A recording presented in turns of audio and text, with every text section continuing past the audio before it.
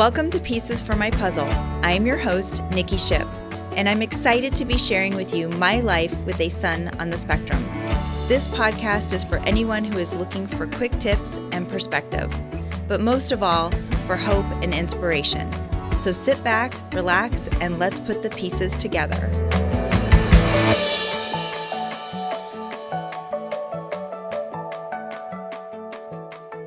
Hello, and welcome back to another episode of Pieces for My Puzzle. I am your puzzle master, Nikki. Thank you so much for joining us today.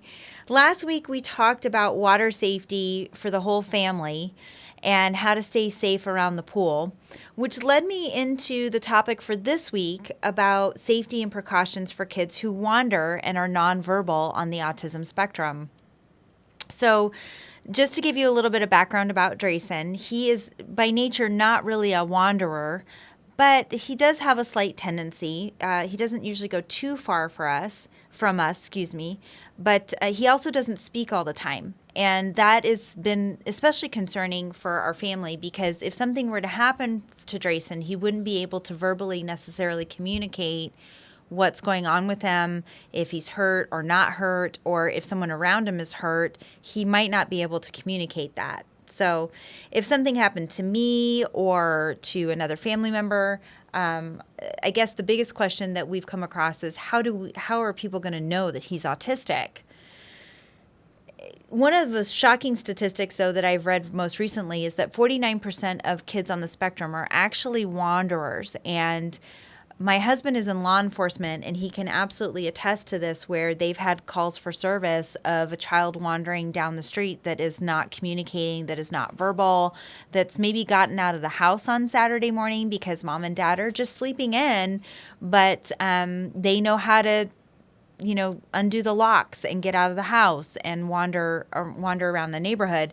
So that's particularly scary for a lot of parents with kids on the spectrum because the tendency to wander is actually quite strong. I mean, half of the population of the autism community are probably leaning towards more of a wandering tendency. I'm going to give you guys a few quick tips today and give you some resources of some people that I came across while researching some of this, and we've actually used some of these. I'm going to also post their information in the show notes so that you have it. So there's going to be quite a bit of information about these products that you can go to their websites and you can look it up and actually read more about them. But there's a lot of safety products and services out there actually that can be quite beneficial to you. The first one is what's called Alert Me Bands. This is a company called Alert Me Bands, and it's a wristband that communicates who to call when you can't, when you're either you can't speak or you're hurt. And it's adjustable. It comes in a lot of fun colors. It's fully customizable to communicate with medical professionals and first responders. You can have medical information on there, allergies, and any special needs that a child might have. You can list on this Alert Me band. And it's actually really great because we were actually looking at them the other day and letting Drayson pick out which one he wanted so that he can wear it. If it doesn't bother your child to wear something around their wrist, they're very soft. They look very soft and pliable. Then they can wear that. And so in the event of an emergency or something happens, this Alert Me band can give them that information. The next one is a seatbelt buckle guard. So for those of you that might have some kiddos that like to undo the seatbelt, because that's always fun, especially when you're in the middle of driving down the road. seatbeltextenderpros.com. And again, I'll post this link in the show notes, but it keeps your kiddos from being able to undo their seatbelt, which is fantastic. Drayson may or may not have undone his seatbelt several times. So the seatbelt buckle guard is actually great. You can also research on Amazon to see which ones they have, but this one talks a little bit more about specifically for special needs kids. ICE for Autism, and it's ICE, like ICE, for the number 4, autism.com, iceforautism.com.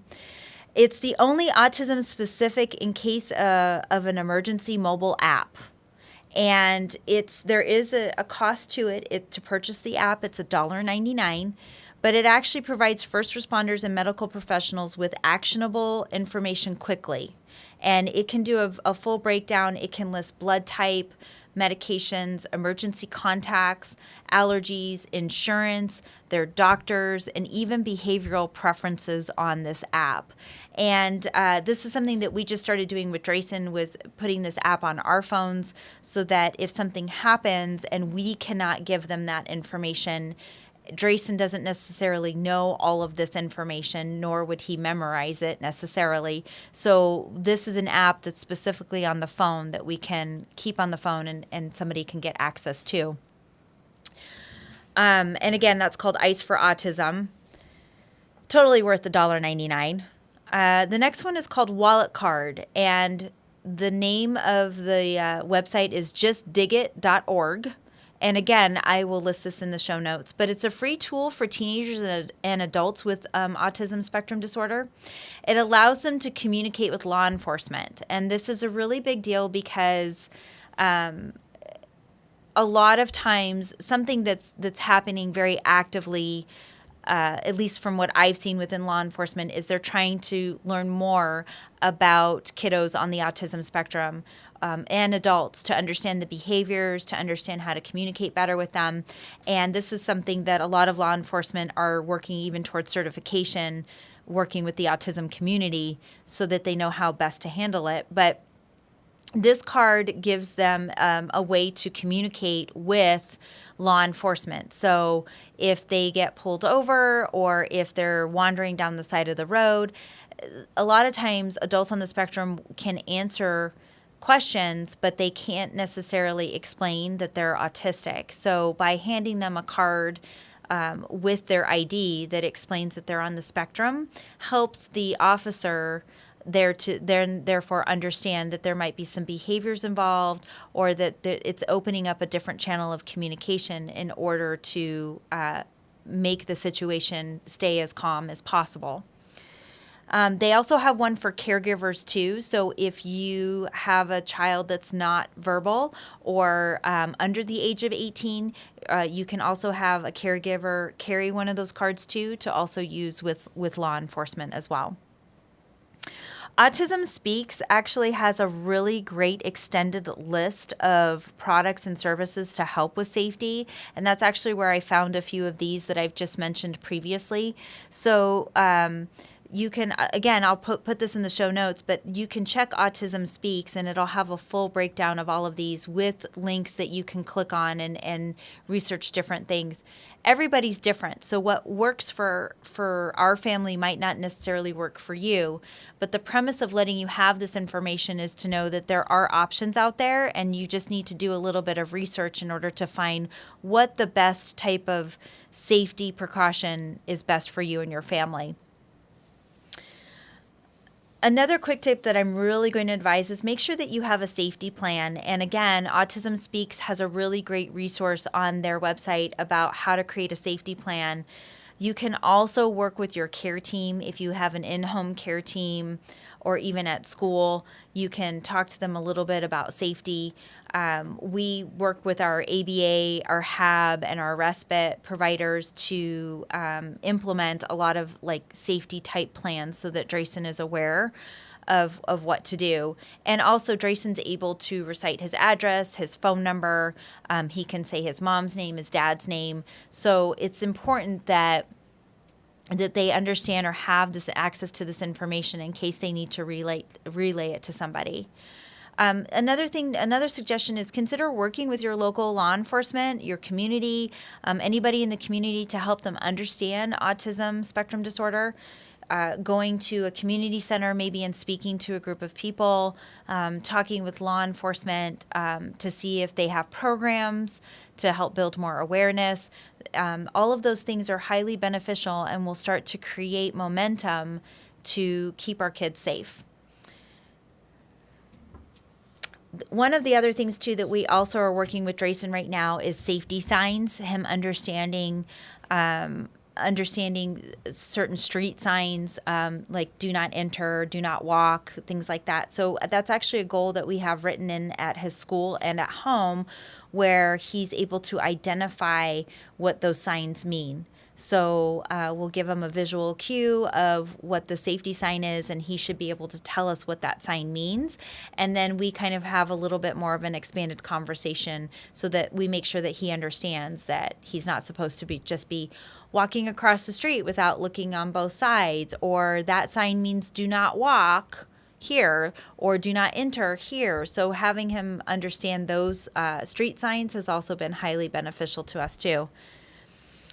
At the end of every episode, we want to do a story highlight, so please email us at info@piecesformypuzzle.com if you have a fun or inspirational story that you'd like to share with us. And if we do pick your story as a way of us saying thank you to you, we will go ahead and send you a nice little gift back to you, and we'll also let you know when that story will be airing on our show. So I'm going to tell a quick story about Drayson, obviously related into safety.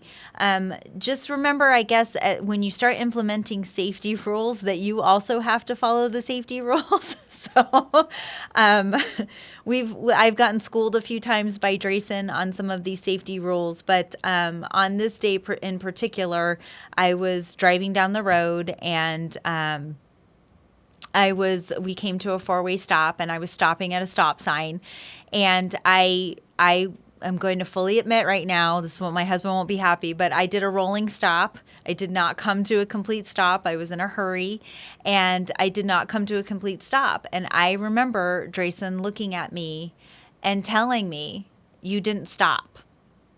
So I said, yes, I did. No, you're right. I guess I didn't. So now that he's learning street signs and safety signs, I have to make sure I'm absolutely driving to the best of my ability without running a stop sign or a rolling stop or anything like that.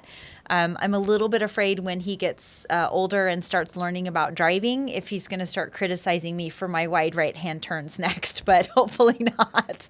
So if you have a story that you would like to share with us, please, again, email our show in at info@piecesformypuzzle.com. Thank you so much for tuning in. Please like and follow us on Facebook and Instagram, and subscribe to our YouTube channel if you haven't already. And also, just as a word of encouragement, please spread the word to others in the community that need help finding resources, need help finding ideas on how to get the best services for their child. Please spread the word to our community so that we can help more people. Until next time, keep working on your puzzle, and remember, you don't have to have your puzzle all solved in a day. Thanks so much. Take care.